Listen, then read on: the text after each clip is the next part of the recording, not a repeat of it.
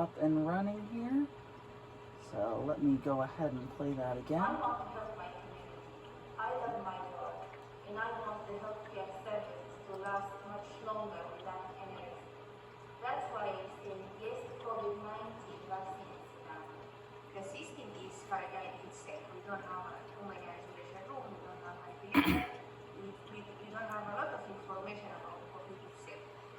So we are suffering because a lot of patients died. It was not because of COVID, because of other sickness, because of the hospital is closed, they cannot find a place for them.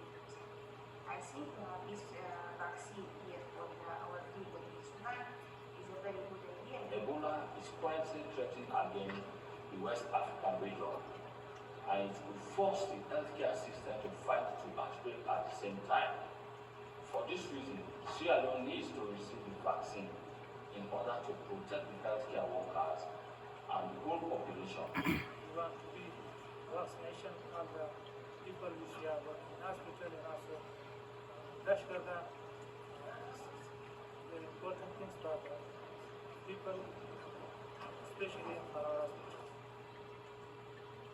Alright, and that video again was just multiple different countries exclaiming how they would love to have access to vaccines, but unfortunately, due to their healthcare systems, they do not have access.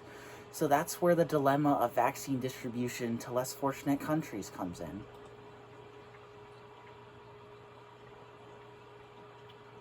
Next, we look at a COVID-19 global vaccine tracker. This chart basically shows what percentage of people have at least one dose of the COVID-19 vaccine. As you can see, in the most well-fortunate areas, such as North America, some of South America, as well as Europe and China, China being a main distributor of the vaccine, you can see that larger portions of the population are vaccinated. However, there are areas such as Africa, which was primarily shown in the last video, where they unfortunately do not have access to the vaccine, and therefore the question of vaccine distribution comes into play.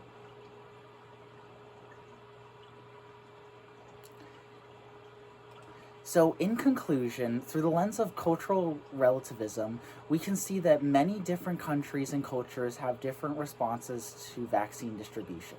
Different countries and cultures have different ethics behind vaccine distribution, and it is important to investigate these ethics when performing a cross-cultural analysis. In countries such as the United States, we have easy access to the COVID-19 vaccine and resources regarding it. For other countries, it is harder to obtain these resources, and there are different ethical reasonings behind use and distribution of vaccines. By taking a deep dive into different cultures, we can begin to understand the ethics behind global vaccine distribution. Lastly is a list of all of the sources that I used.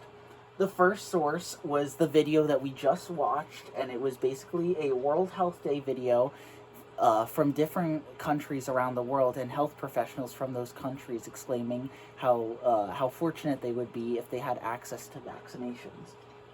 The second is where I primarily got most of my charts, and this was COVID-19 vaccination policies in 115 countries, or 185 countries. This was basically where, these were the charts where the prioritization lied within each country. The next is where I got the statistic from the U.S. government, U.S. Department of State regarding how many COVID vaccines were distributed to other countries. The next is the chart of COVID vaccination rate by country. So that was basically the very last chart that we had seen, seeing what percentage of the country had at least one dose of vaccination. The next was the chart regarding the vaccination acceptance through 23 countries. And that was the chart regarding how each country felt on the acceptance of the COVID-19 vaccine. The next was the article where I got information regarding the ethics behind China's vaccine diplomacy, and